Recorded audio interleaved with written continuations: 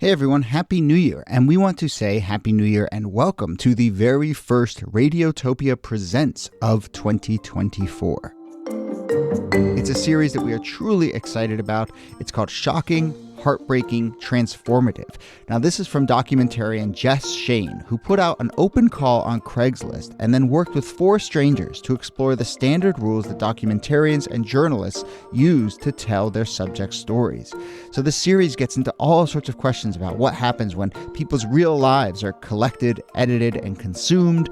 The show pulls back the curtain on what goes on behind the scenes of your favorite nonfiction shows. And then it turns in on itself and some really interesting twists and turns along the way in the making of the show. I've gotten to know Jess a little bit over the making of this show. Every time I chat with her, there's a new wrinkle to this story. It is really incredible. So go check out the new Radiotopia Presents series, Shocking, Heartbreaking, Transformative. It is out now on your favorite podcast platform.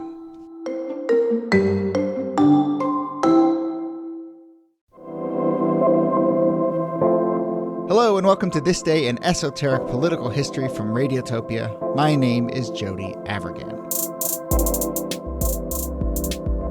This day, March 11th, 1861, the Constitution of the Confederate States is adopted. The southern states, of course, were fighting to secede, set up their own country, and, well, they needed a constitution. And we're going to get into this, but the CSA Constitution is a really interesting document in terms of what values it puts at its core, the very things that were tearing the country apart at that time, but it's also a bit of a constitutional do-over. Many of the changes in the CSA Constitution were just relatively neutral updates and clarifications and new ideas about how government could run. It's a weird thing to say, but maybe there are some things in the Constitution of the Confederate States of America that we may want to think about these days. So let's do that. Here to discuss, as always, is Nicole Hammer of Columbia and Kellie Carter-Jackson of Wellesley. Hello. Hello, Jody. Hey there. So Kellie, let's actually start with a big question, which is, if we consider a constitution to be, in a sense, an expression of values, it obviously sets out a lot of sort of rules and norms. But if we think of it as an expression of values, what in the CSA Constitution is being expressed as core values, as you see it? Well, I think the underlying message is always white supremacy. I mean, that's first and foremost. But I also think that this is a much more religious document as well, that God is sort of dropped into different aspects of the Constitution that weren't included in the United States Constitution. I also think that slavery plays more of a stronger role in this as well. Instead of talking about, free or non-free persons, they explicitly use the word slaves. Yep. And I think that matters too. Yeah, and in addition to using the word slaves, they also expressly forbid the ending of the ability to enslave people in the Constitution itself. And this value of slavery, right? That's what we're writing this document to protect, is related to that other value that you're pointing out, Kellie, of God. Right, because they had developed over the course of the early 19th century this religious defense of slavery, that it was part of the right and just moral order. And so in many ways, the writers of the Confederate Constitution were like, all right, the original Constitution has some flaws, and its big flaws are it was written by deists and by people who are a little skeptical of the long-term health of slavery for the country. And so let's fix those two things. And we should clarify that, this was largely based on the existing U.S. Constitution. And again, as we're starting to describe, it's those moments where words get changed, clauses get taken out or added that show you the expression of values.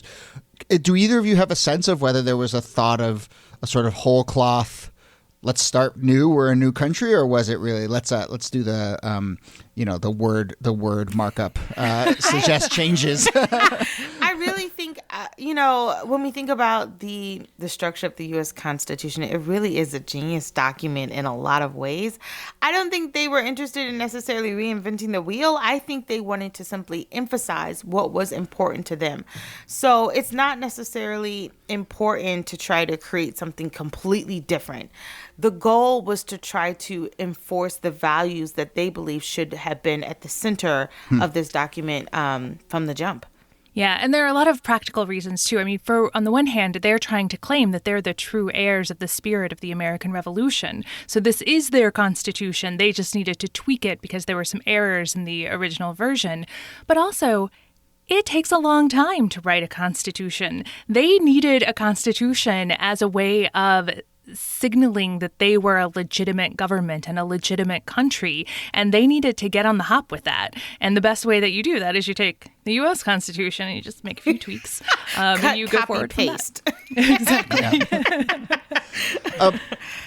So this is a very fraught question, but my job is to naively ask the fraught questions. But, why is this not, when you read it, why is it not just a full-throated defense of slavery? Why are there these sort of workarounds, if you want to call it that, of slavery refracted through religious liberty or states' rights? There's part of me that feels like a little surprised that there isn't just very explicit language. I think that the explicit language that we're all expecting to see was some of the language that was used when states start to secede from the nation. They make it very clear. If you read the secession documents from the state of Mississippi or South Carolina, it's very clear what their intent is and why they're leaving and why they are trying to protect their enslaved property.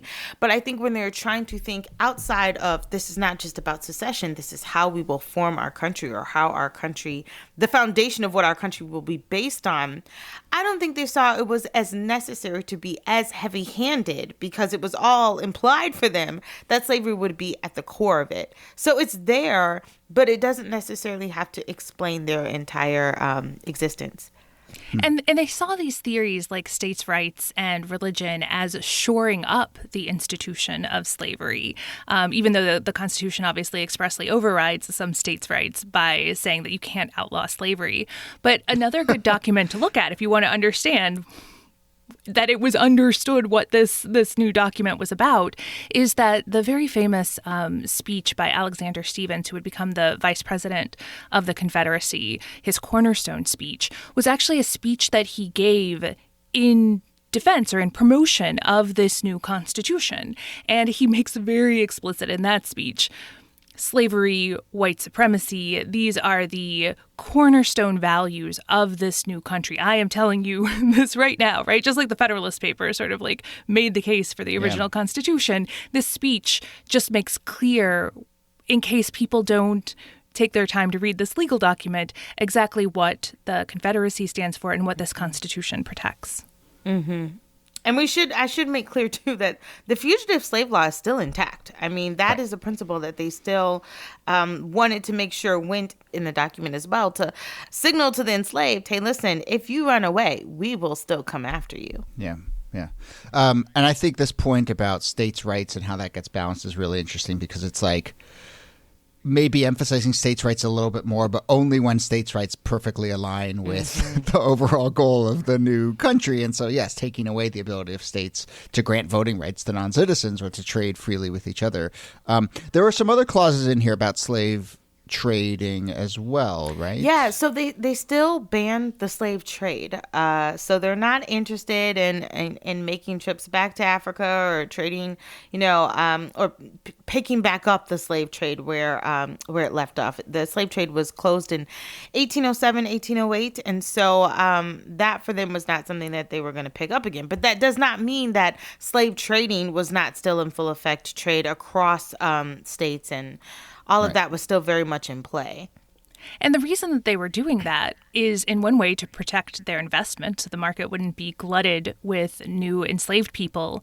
And because by that point, they had a growing population of enslaved people because of the birth rate. And so they were like, actually, this is working out well for us. This population will continue to grow, but it won't be flooded with new people who are part of the trade. I want to get to some of the other ways in which this document comes together because there are some more, let's call them, I guess, like technical or procedural changes here that again, as I said, feel like this document is a bit of a do-over in terms of just cleaning up the language. And so putting aside these larger issues of states' rights and God and slavery, just a little bit more of, hey, this document can work a little better. So, maybe we can go through a few of those. And I suppose, Niki, the place we have to start is they clean up what I think many people think is the most problematic comma in the history of the world, which is that very confusingly placed comma in the Second Amendment. Yes. The people in the 18th century were very free with their punctuation. They just sort of sprinkled it wherever they felt they should put it. And in fact, English common law made clear that you don't actually pay attention to punctuation in laws because it doesn't mean anything because there is no standardization. But the way that the commas are placed in the Second Amendment open the door for people who want to push for greater gun rights. And in fact, was the underlying argument in the 2008 case that the Supreme Court recognized gun rights as an individual right, and they put it all on one of those 3 commas in the Second Amendment. I don't think it's the comma's fault. I think it's Justice Scalia's fault, but the comma gets the blame. And so the Second Amendment, as it reads in the U.S. Constitution, is a well-regulated militia, comma, being necessary to the security of a free state, comma, the right of the people to keep and bear arms, comma, shall not be infringed. And it's that first comma after a well-regulated militia that opens the door for people to say basically everything before the right of the people to keep and bear arms shall not be infringed is throat clearing. Yeah. The militia stuff and the gun stuff are not actually related to each other. Yeah. Now, what do the Confederate States of America do with those many confusing punctuation marks? They take them out. Just take that out. We don't need that. And in that way, they're also making it very explicit. And I have talked about this in other areas before, that the Second Amendment and white supremacy go hand in hand, or I should say the Second Amendment and race go hand in hand. And it was always made clear that the ability to own guns was something that was only included white men for the most part. And so by being explicit about that, they're letting people know, like, who's entitled to this power, who's entitled to gun ownership. That means everything. And that's because they more closely made it more explicit. This was tied to the formation of a militia, and the only people who could form militias were free white men. Sure. And, gun ownership is an extension of white supremacy in a lot of ways. And I think that gets reinforced by removing these commas. Yeah. And in fact, one of the first things after the Civil War that the white South does after emancipation is to pass laws that say Black people cannot have guns or knives or anything that might possibly be construed as a weapon. Okay, so there's some cleaning up of punctuation there. What other kind of more procedural stuff catches your eye? Well, for me, I think it's the president's term is about 6 years long in this new constitution. He also has he or she, but presumably he. But let's be real. has a line item veto that I think is also important, along with other, various fiscal restraints, I think matters. And then, the ability of the cabinet members to answer questions on the floor of the Congress were all considered innovative and neutral ideas that might still be worth talking about today, I think. Yeah. There was also a ban put on recess appointments, and that just came out of, in the 19th century, because Congress wasn't in session all that often, there were tons of recess appointments, and people got really angry about it. And this is a good time to remind everyone that people like Jefferson Davis, who was the president of the Confederacy, had been in the Senate, and I'm sure that he and these other guys had some real problems that they experienced when they were working in Congress, and they were like, hey, here's a chance to fix some of those things. Interesting. Yeah. So as we start to wrap up, I want to ask on the technical side, but then on the big think side, kind of what do we make of this document, and does it have any lessons or ideas that are worth sort of considering today? So on the more technical stuff, I think we're all fans of clearer punctuation, so maybe that's something that we could take from the Confederate States of America Constitution. Anything else in here that you feel like might be worth tapping Mitch McConnell on the shoulder and saying, hey, check this out? Look, I think that more than particular ideas that they float, I think that the real takeaway is even in the 1860s, people realized that the Constitution was kind of a mess and needed to be cleaned up. right? And I think that's what a lot of those procedural things point to, and the punctuation and clarifying the spelling. Like, a lot of it was like, this document was written in the late 19th century. It is not sacrosanct. Let's make some changes to make it fit what we have learned over the past 70 years or so of its existence.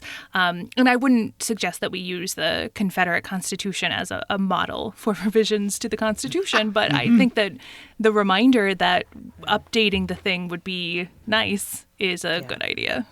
I'll say that during the abolitionist movement, William Lloyd Garrison, famous white abolitionist, is known for setting the Constitution on fire and for basically saying this is a pro-slavery document.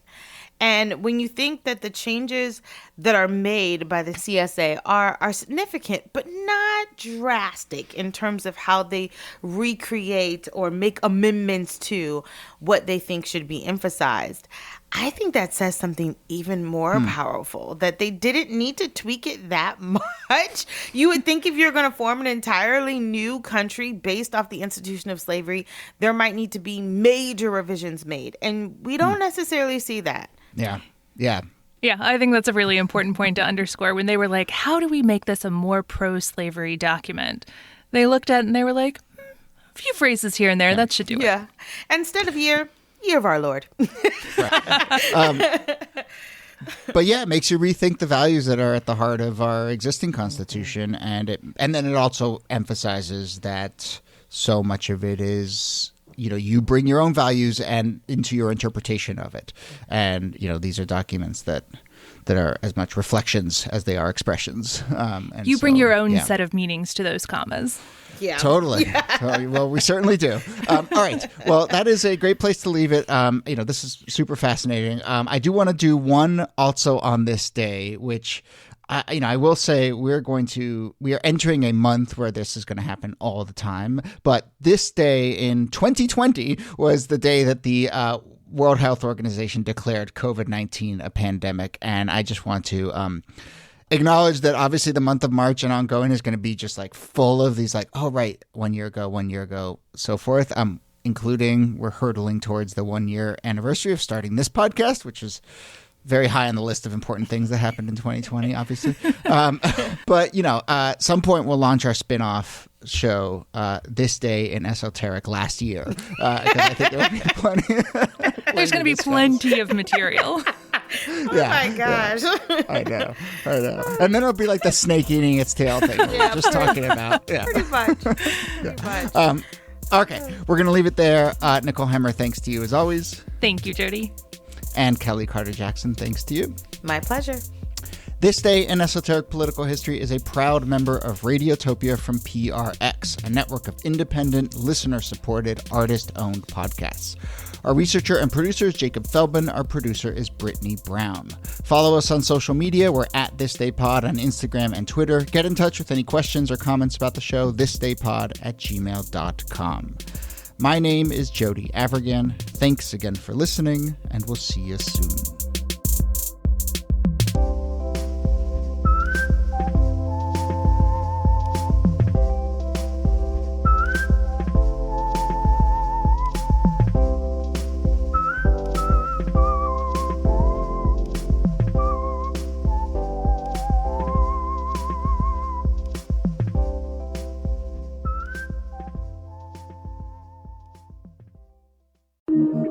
Radiotopia.